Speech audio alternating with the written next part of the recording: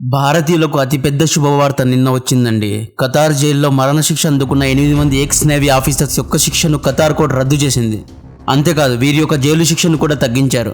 Actually December 18 రోజు Qatar యొక్క national day రోజునే ఖతార్ రాజు Sheikh Tamim ibn Hamad Al Thani గారు జైల్లో ఉన్న మన 8 మంది ఆఫీసర్స్కు క్షమాభిక్ష ఇస్తారు అనుకున్నారు. ఈ ఇయర్ డిసెంబర్ 18 రోజు మన ఎక్స్ నేవీ ఆఫీసర్స్కు క్షమాభిక్ష వస్తుంది అని అందరూ అనుకున్నారు. యాక్చువల్లీ డిసెంబర్ 18 రోజే 8 మందికి క్షమాభిక్ష ఇచ్చారు అనే రూమర్స్ వచ్చాయి. కొంతమంది క్లోజ్ సోర్సెస్ కూడా వీరికి క్షమాభిక్ష లభించింది అన్నారు. బట్ అఫీషియల్గా ఏది కన్ఫర్మ్ కాలేదు. ట్రస్టెడ్ మీడియా సోర్సెస్ ద్వారా డిసెంబర్ 18 రోజు ఎటువంటి న్యూస్ రాలేదు. బట్ డిసెంబర్ 28 రోజు ఖతార్ కోర్ట్ అయితే వీరి యొక్క మరణశిక్ష రద్దు చేసింది అనేది అఫీషియల్గా కన్ఫర్మ్ చేసింది. మన మినిస్ట్రీ ఆఫ్ ఎక్స్టర్నల్ అఫైర్స్ కూడా దీన్ని అఫీషియల్గా కన్ఫర్మ్ చేసింది. 1.5 ఇయర్ నుండి 8 మంది ఫ్యామిలీ అనుభవిస్తున్న క్షోభకు సమాధానం దొరికింది.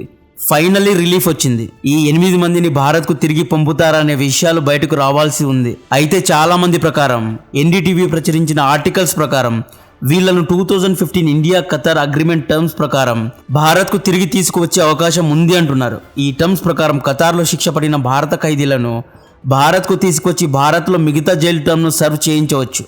అట్ ద సేమ్ టైం భారత్లో శిక్ష పడిన ఖతార్ సిటిజన్స్కు ఖతార్కు పంపి మిగతా జైలు శిక్షను ఖతార్ జైల్లో సర్వ్ చేసే అవకాశం 2015 అగ్రిమెంట్ కల్పిస్తుంది. సో ఈ 2015 అగ్రిమెంట్ టర్మ్ ఆధారంగా 8 మంది నేవీ ఆఫీసర్స్ భారత్కు అతి త్వరలోనే తిరిగి వస్తారు అంటున్నారు.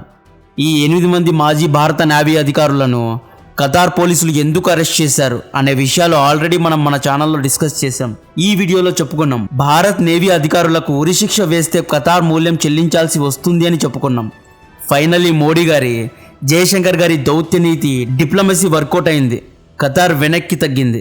ఇది చాలా పెద్ద విజయం. ఎందుకంటే భారత్ నేవీలో పనిచేసిన 8 మంది అధికారులు ఒకప్పుడు భారత్ యొక్క ప్రతిష్టాత్మకమైన నౌకలను, యుద్ధ నౌకలకు ప్రాతినిధ్యం వహించారు. ఈ 8 మందిలో కొంతమంది పద్మశ్రీ అవార్డు గ్రహీతలు, మిలిటరీ అవార్డు గ్రహీతలు ఉన్నారు. ఇందులో డెకరేటివ్ సోల్జర్స్ ఉన్నారు. ఈ 8 మందికి ఉరిశిక్ష పడి ఉంటే భారత్ 21st సెంచరీలోనే అతిపెద్ద ఓటమి చూడాల్సి వచ్చేది. బట్ ఖతార్ను ఆపారు. భారత్ డిప్లొమసీ వర్కౌట్ అయ్యింది. ఖతార్ కిందకు ఎలా దిగింది, ఖతార్ మన నేవీ ఆఫీసర్స్ యొక్క శిక్షలను తగ్గించడానికి ఎవరు ఎలాంటి రోల్స్ ప్లే చేశారు, ఖతార్ పైన భారత్ ఎటువంటి ఒత్తిడి తీసుకువచ్చింది వంటి ఇంట్రెస్టింగ్ విషయాలు డిస్కస్ చేసే ముందు నేను మీ నుండి కోరుకునేది, దయచేసి మన వీడియోస్ను లైక్ చేయండి, ఛానల్ను సబ్స్క్రైబ్ చేయండి. 3 lakhs సబ్స్క్రైబర్స్ మార్క్ను దాటించే బాధ్యత మీది. 2022 ఆగస్టులో ఈ 8 మంది ఎక్స్ నేవీ ఆఫీసర్స్ను ఖతార్ పోలీసులు అరెస్ట్ చేశారు. ఎందుకు అరెస్ట్ చేశారు అంటే ఈ 8 మంది navy officers Al Dahra global technologies and consultancy సర్వీసెస్లో పనిచేసేవారు. ఈ కంపెనీ ఖతార్ యొక్క నేవీ ఆఫీసర్స్కు ట్రైనింగ్ ఇచ్చేది. ఏమని ట్రైనింగ్ ఇచ్చేది అంటే వార్షిప్స్ను ఎలా వాడాలి, ఎలా ఆపరేట్ చేయాలి, సబ్మరైన్స్ను ఎలా ఆపరేట్ చేయాలి, ఎలా మెయింటైన్ చేయాలి అనే ట్రైనింగ్ ఇచ్చేది. ఇది ఒక కన్సల్టెన్సీ సర్వీస్ లాంటిది. 8 మంది నేవల్ ఆఫీసర్స్ ఇండియన్ నేవీ నుండి రిటైర్ అయ్యి అల్ దహరా అనే ప్రైవేట్ ఖతారీ కంపెనీలో జాయిన్ అయ్యారు. ఈ 8 మంది పేర్లు పూర్ణేందు తివారీ, సుగ్నాకర్ పాకాలా, అమిత్ నాగ్పాల్ మరియు సంజీవ్ గుప్తా. ఈ నలుగురు ఇండియన్ నేవీలో నేవల్ కమాండర్స్గా పనిచేసి రిటైర్ అయ్యారు. నవజోత్ సింగ్ గిల్, వీరేంద్ర కుమార్ వర్మ మరియు సౌరభ్ వశిష్ఠ్ ఈ ముగ్గురు క్యాప్టెన్స్గా ఇండియన్ నేవీలో పనిచేసి రిటైర్ అయ్యారు. 8వ వ్యక్తి పేరు సైలర్ రాజేష్. ఈయన సైలర్గా ఇండియన్ నేవీలో పనిచేసి రిటైర్ అయ్యారు. ఈ 8 మంది ఆగస్ట్ 2022 వరకు ఖతార్ నేవీ ఆఫీసర్స్కు ఇటలీ మేడ్ సబ్మరైన్ యొక్క ఆపరేషన్ గురించిన ట్రైనింగ్ ఇచ్చేవారు. బట్ ఆగస్ట్ 2022లో వీళ్ళను ఖతార్ పోలీసులు సడన్గా అరెస్ట్ చేశారు. ఎందుకు అరెస్ట్ చేశారు అని అడిగితే ఈ 8 మంది ఇటలీ సబ్మరైన్ యొక్క టెక్నికల్ డేటాను, టెక్నికల్ స్పెసిఫికేషన్ను, టెక్నికల్ ఇన్ఫర్మేషన్ను ఇజ్రాయెల్ యొక్క ఇంటెలిజెన్స్ ఏజెన్సీ అయిన మొసాద్కు ఇచ్చారు, అమ్మేశారు అనే ఫాల్స్ అలిగేషన్స్ మీద వీరిని అరెస్ట్ చేశారు. ఖతార్ పోలీసులకు ఈ 8 మంది పైన అనుమానం వచ్చేలా చేసింది పాకిస్తాన్ ఇంటెలిజెన్స్ ఏజెన్సీ అయిన ఐఎస్ఐఏ టిప్ ఆఫ్ ఇచ్చింది. ఖతార్ మిలిటరీలో చాలామంది పాకిస్తాన్ సైనికులు డైలీ కూలీలాగా రేట్ కాంట్రాక్ట్లో పనిచేస్తుంటారు. అలాగే పాకిస్తాన్లోని వివిధ రకాల మిలిటరీ ఏజెన్సీల్లో కూడా చాలామంది ఖతార్లో రేట్ కాంట్రాక్ట్లో పనిచేస్తారు. సో పాక్ ఐఎస్ఐ మన 8 మంది ఆఫీసర్స్ పైన ఫాల్స్ అలిగేషన్స్ వేసి, నిందలు వేసి అరెస్ట్ చేయించింది అని కొంతమంది చెబుతారు. ఇంకొంతమంది ఏమని చెబుతారు అంటే అజిత్ దోవల్ గారు 2022లో I2U2 అనే ప్రాజెక్ట్ కోసం ఒక గ్రూప్ ను ఫామ్ చేశారు. I2U2 అంటే India, Israel, United states of America and United Arab Emirates, ఈ 4 దేశాల యొక్క కలయికనే I2U2 అంటారు. ఈ ప్రాజెక్ట్ యొక్క లక్ష్యం భారత్ ను సౌదీ, యుఏఈ, ఇజ్రాయెల్ ద్వారా యూరోప్ తో కనెక్ట్ చేయడం. ఈ I2U2 నే కొన్ని రోజుల తర్వాత ఐమెక్ అయింది.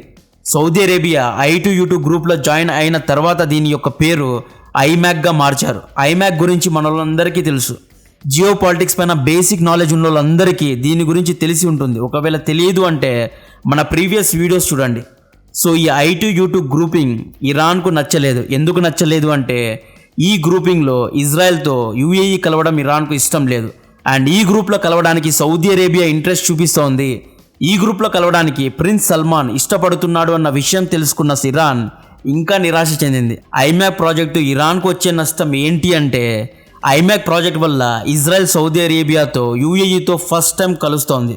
ఆల్రెడీ యుఏఈకు ఇజ్రాయెల్తో సంధి జరిగింది. వన్స్ సౌదీ అరేబియా ఇజ్రాయెల్తో కలిసిపోయిందా విత్ ఇన్ నో టైం మిగతా సున్నీ గల్ఫ్ దేశాలు ఇజ్రాయెల్తో కలిసిపోతాయి. ఇలా జరిగితే మిడిల్ ఈస్ట్లో సౌదీ అరేబియా, ఇజ్రాయెల్ పవర్ను ఒక పక్క లాగుతాయి. ఇరాన్ ప్రాముఖ్యత తగ్గుతుంది. సౌదీ, ఇజ్రాయెల్, యుఏఈతో పాటు భారత్, అమెరికా, మిగతా నాటో దేశాలు ఉన్నాయి కాబట్టి మిడిల్ ఈస్ట్ జియో పాలిటిక్స్ను అమెరికా వెస్ట్ వైపు లాగుతుంది. ఈ విషయం చైనాకు ఇష్టం లేదు. ఐమాక్ ప్రాజెక్ట్ వస్తే ఏషియా నుండి యూరోప్కు అందరూ ఐమాక్ దారి గుండానే వెళ్తారు. చైనా 2013 నుండి నానా సంఖ్యలు నాకి కట్టిన BRI ప్రాజెక్ట్ను ఎవ్వడూ పట్టించుకోడు. సో చైనా, ఇరాన్ కసి కోపానికి కారణం ఐమాక్ ప్రాజెక్ట్. దీన్ని ఎలాగైనా చెడగొట్టాలి అనుకున్నారు. సో ఖతార్కు కూడా మిడిల్ ఈస్ట్లో పవర్ అనేది సౌదీ అరేబియా సెంట్రిక్లో ఉండడం ఇష్టం లేదు. ఎందుకు ఇష్టం లేదు అంటే ఖతార్ రాజు అల్ థానీ తండ్రి సౌదీ అరేబియా మోనోపలిని క్వశ్చన్ చేసేవాడు. సౌదీ అరేబియా డామినేషన్ ఖతార్కు ఇష్టం లేదు. సింపుల్గా చెప్పాలి అంటే ఈగో ప్రాబ్లం అనుకోండి. 2001 నుండి ఖతార్, సౌదీ మధ్య రిలేషన్ సరిగ్గా లేవు. జూన్ 2017లో సౌదీ, యుఏఈ, ఈజిప్ట్, బెహ్రీన్ దేశాలు ఖతార్ను బహిష్కరించాయి. ఖతార్ను బ్లాక్ చేశాయి. ఖతార్కు వెళ్లే ఫుడ్ సప్లైస్ను బ్లాక్ చేశాయి. ఎందుకు బ్లాక్ చేశాయి అంటే ఖతార్ ఉగ్రవాద సంస్థలకు ఫండ్ చేస్తుంది అన్న విషయం మీద బ్లాక్ చేశాయి. సో ఖతార్కు కూడా సౌదీ అరేబియా, యుఏఈ, ఇజ్రాయెల్తో కలవడం ఇష్టం లేదు. సో ఈ అన్నిటి యొక్క అమాల్గమేషన్లో ఖతార్, చైనా, ఇరాన్ దేశాలు కలిసి భారత్ను కౌంటర్ చేయాలి, ఐమాక్ ప్రాజెక్ట్ను కౌంటర్ చేయాలి అనుకున్నాయి. భారత్ని ఎందుకు టార్గెట్ చేశాయి అంటే ఈ ఐమాక్ ప్రాజెక్ట్ యొక్క ప్రాతినిధ్యం వహిస్తోంది అజిత్ దోవల్ గారు కాబట్టి. సో అల్దహరాలో పనిచేస్తున్న 8 మంది ఆఫీసర్స్ పైన పాకిస్తాన్ ఫాల్స్ అలిగేషన్ వేయడం ఒక్కటే తరువాయి ఖతార్ ఆగస్ట్ 2022లో 8 మంది నేవల్ ఆఫీసర్స్ను ఎటువంటి ఆధారాలు లేకుండా అరెస్ట్ చేసింది. ఖతార్ ఏమనుకుంది, ఈ 8 మందిని అడ్డు పెట్టుకొని భారత్ నుండి లీవరేజ్ తీసుకోవాలి అనుకుంది. ఈ 8 మంది నిజంగా స్పై చేశారా లేదా అనే ఆధారాలు ఎవ్వరి దగ్గర లేవు. సో 2023 ఆగస్టు 7th రోజు ఇజ్రాయెల్ గాజా యుద్ధం మొదలైంది. ఈ యుద్ధంలో భారత్ ఇజ్రాయెల్ వైపే ఇంక్లైన్ అయి ఉండడం ఖతార్కు నచ్చలేదు. సోషల్ మీడియాలో, ట్విట్టర్ వంటి ప్లాట్ఫామ్స్లో 90% భారతీయులు ఇజ్రాయెల్కు సపోర్ట్ చేసేవారు. ఈ విషయం అందరికీ తెలుసు. ఐఎమ్ షూర్ ఈ సపోర్టర్స్ ఇజ్రాయెల్కు వెళ్ళి ఉండరు, ఇజ్రాయెల్ను చూసి ఉండరు, అయినా అన్కండిషనల్గా ఇజ్రాయెల్కు సపోర్ట్ చేశారు. ఇలా ఇజ్రాయెల్కు సపోర్ట్ చేయడం ఖతార్కు నచ్చలేదు. ఖతార్ తమ హీరోయిజాన్ని చూపించడానికి అక్టోబర్ 26th రోజు సడన్గా ఎటువంటి విచారణ చేయకుండా, వాదోపవాదాలు వినకుండా ఈ 8 మంది నేవీ ఆఫీసర్స్కు ఉరి శిక్ష ప్రకటించింది. దీంతో భారత ప్రభుత్వం ఒత్తిడికి గురైన విషయం వాస్తవం. ఇది నిజమే, చాలా అంటే చాలా ఒత్తిడికి గురైంది. ఎందుకు అంటే ఒకవేళ వీళ్ళకు ఉరి శిక్ష పడితే 2024 ఎలక్షన్స్ రాత మారిపోయేంత ఒత్తిడి భారత ప్రభుత్వానికి ఉండేది. పార్లమెంట్లో ఒపోజిషన్ పార్టీలు కూడా పెద్ద ఎత్తున విషయాన్ని విమర్శించారు. ఇండియన్ నేవీ ఆఫీసర్స్కు పరాయి దేశంలో ఉరిశిక్ష వేయడం అనేది డిప్లొమాటిక్ ఫెయిల్యూర్ అని వేసుకున్నారు. సో భారత్ తిరిగి ఖతార్తో ఎంగేజ్ చేసింది. ఇక్కడ ఖతార్ ఆవేశంలో ఒక్క విషయం మర్చిపోయింది. ఖతార్కు Bharat 3rd largest trading partner అన్న విషయం మర్చిపోయింది.